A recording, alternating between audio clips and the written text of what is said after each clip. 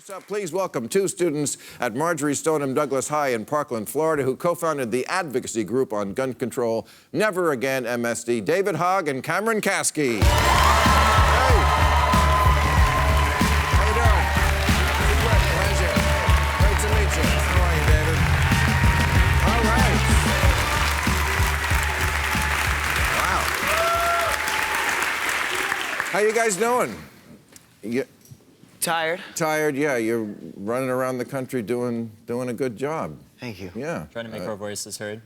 Oh, you're doing that and more. I mean, you've done a great thing in turning your grief into something positive, and you have a march. Let's first just talk about that and the future and what's going to happen with this movement. When is it? It's scheduled for Washington? It's March 24th. Okay, a march in March on the 24th, and what are the goals? Well, with the march, we want Americans to stop being afraid of demanding our politicians to take action. They work for us, we don't work for them. And the march is us, the march is us coming out and saying to our employees, you guys suck at your job. Right. And with the march, we want everyone to come out, bring their parents, bring their kids. Everybody in the nation is either a child or a former child. And that's what we want to do, is say, this isn't about red and blue, this is about protecting the kids. Okay. And you also have a boycott, right, in mind for, I think that's a great idea. Yeah, so what we're trying to do with that is we met with some of the legislators in Tallahassee, and we felt like we didn't really get far enough because they wouldn't even discuss assault weapons there. What they did discuss, though, was porn as a public health emergency, which just goes to show you it's Florida. A related shooting issue. Yeah. Yeah. But sadly, that's the only one that these lawmakers seem to care about. Is that really? That's what they said to you?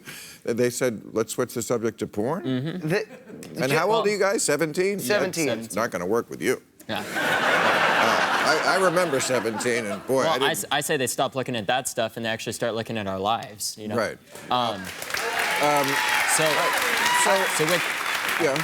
So with the economics, with all of that, we felt like, at least I felt like we weren't getting enough movement. So I decided if the only thing that these politicians care about is money, we'll go after their money. That's very smart. You know, I got to say, watching, besides the service you're doing to the country about guns, you know, I don't have kids. And I only see what I know about them from television. I avoid them in life. With good reason. But watch, I mean, you're so together. And all of you, not just you, the other people from your school I've seen on TV, calm, articulate. I honestly thought kids were a lot stupider. You have really given me faith that the kids today are actually very bright. And I'll tell you why. Way brighter than we were. And it's only because they locked up the Tide Pods. No.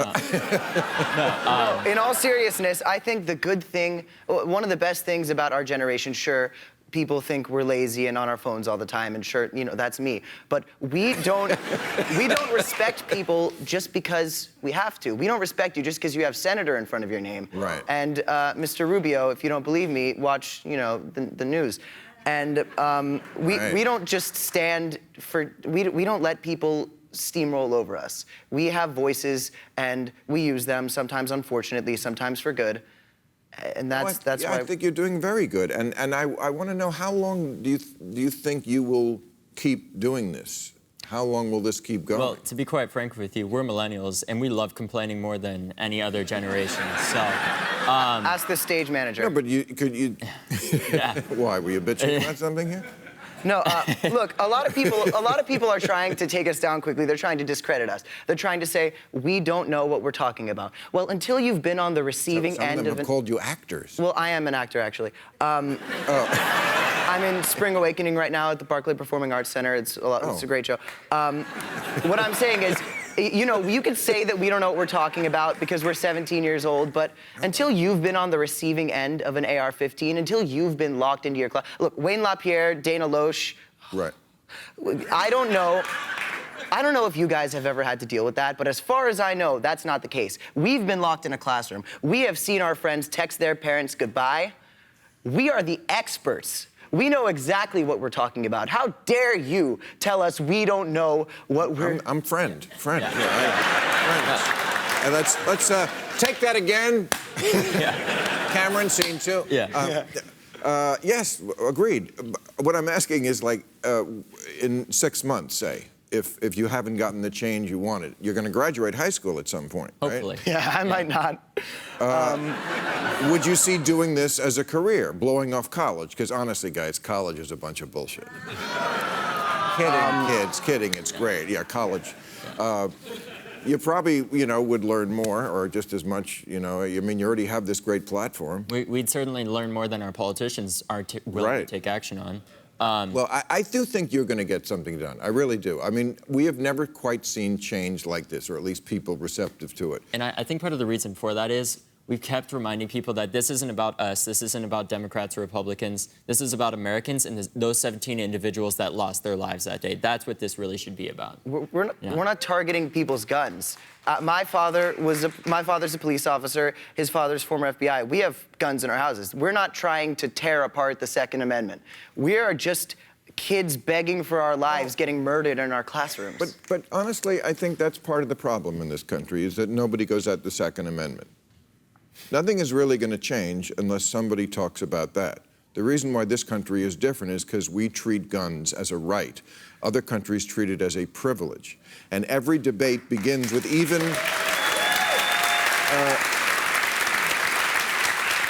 the liberal side, just bowing down to the Second Amendment. And I don't know if that's the right approach. The Second Amendment is a very good piece of rhetoric defense that I've seen a lot, because they put it as if we're attacking a right that you're born with. And at the end of the day, a 19-year-old... But it is, if you're an American. If you're an American. A 19-year-old bought a weapon that you don't need to keep robbers and bears out of your house. And if that kid had seen a professional for 5 minutes, they wouldn't have said you need a gun, they would have said you need a counselor. And that was just allowed to happen. Okay. So one of your classmates, I think her name was Samantha, and Trump called her, and the first thing he said to her was, "I heard you're a big fan." And that sounds about right. I didn't even know about that, but that really? Sounds about right. Do you know who I'm talking about? I think so. Yeah, and she said, "I was never so unimpressed with someone in my life." Yeah, I actually hung up on the White House the other day. You hung up on the White House? Yeah, because they called us the day before. You got through. Well, no, they called me. And they actually called me the day before the listening session and asked if we were going to come. And I said, I'm not coming because we expect President Trump to come to the CNN town hall, which he never declined the invitation from. And the fact that they called us the day before, I found very offensive, considering the fact that there were funerals the next day, there's mourning we still had to do. And I ended on this message with them. I said, President Trump, we don't need to listen to President Trump. President Trump needs to listen to the screams of the children and the screams of this nation. Well, listen, I want you to know something about President Trump, because you haven't been around long enough to see a lot of presidents. Who's the first one you remember? Bush? I was at my first Obama rally when I was 7 years old. 7 years old? So you don't even remember Bush, hardly? I remember hearing a lot about Bush. Yeah. I'm sure all good. Anyway, but Bush, Obama, Clinton, they all go in one basket. I, happen to fall with the Democrats usually, but surprisingly. But they're all in one kettle. And then there's this thing that happened, this virus from outer space that took over. I just want you to know how much this is not like anything that's ever happened before, and hopefully it will not be in your future. And I mean this sincerely. I really do. To all of the generations before us, we sincerely accept your apology.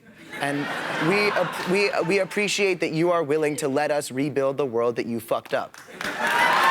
Good luck trying. I mean it. Thanks for doing what you're doing. Thank you. All right, David and Cameron.